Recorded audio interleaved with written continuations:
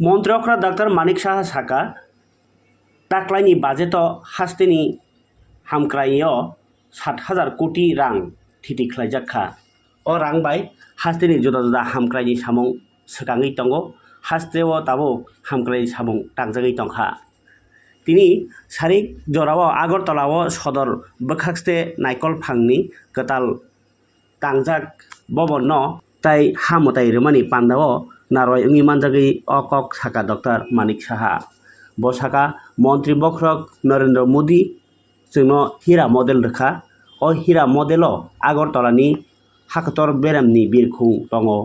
चाइटक दङ इंटरनेशनल बिरखुंनि बागै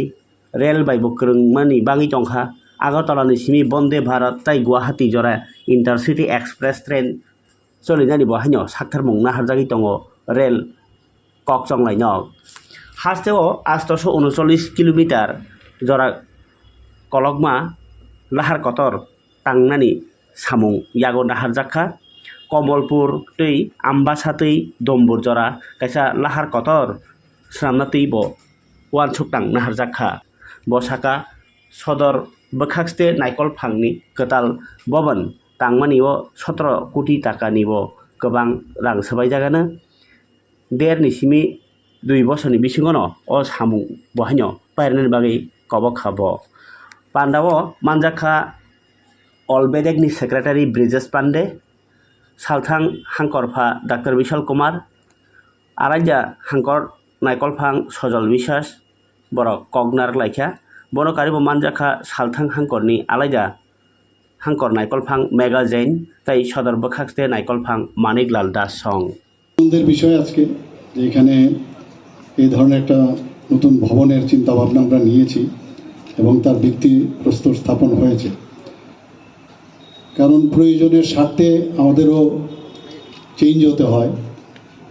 এবং যে কারণে আমরা গত বিধানসভা যে বাজেট এখানে পেশ করা হয়েছিল বিধানসভায় সেখানে আমরা বেশি জোর দিয়েছি যাতে ইনফ্রাস্ট্রাকচার ডেভেলপমেন্ট করা যায়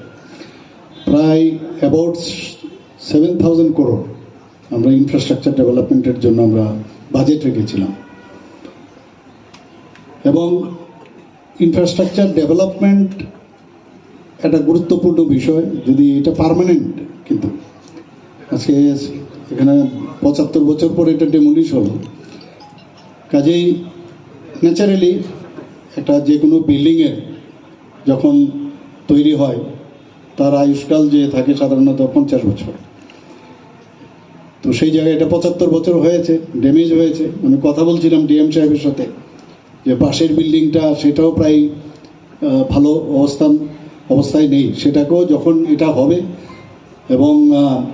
এখানে বলা হয়েছে যে G+2 প্রথম ধাপে হবে এবং পরবর্তী সময় এটা G+5 তা আমি বললাম উপরে তো আরও বেশি বাড়ানো যায় এখন তো আমাদের আইনও পাস হয়েছে তো আমি এই বিষয়ে সেক্রেটারি মহোদয়ের সাথে কথা বললাম বলে টেকনিক্যালি যদি পারমিট করে সেটাকে আবার নতুনভাবে দেখা যেতে পারে আমাকে অ্যাটলিস্ট G+7 যদি হয় তাহলে অনেকটা আরও আমাদের সারফেস এরিয়া বাড়বে স্পেস বাড়বে এবং অফিসেরও সুযোগ হবে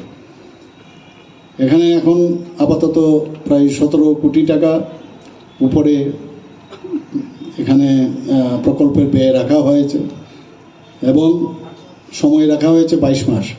আমি বলবো এটা 1.5 বছরের মধ্যেই যেন এটা করা হয় যদি প্রাইভেটে যদি আমাদের কোনো বিল্ডিং আমরা তৈরি করি আমরা দেখা যায় সেখানে আমরা করে ফেলতে পারি তো কেননা আমরা তাড়াতাড়ি ঠিক আছে যা নিয়ম অনুসারে তো করবই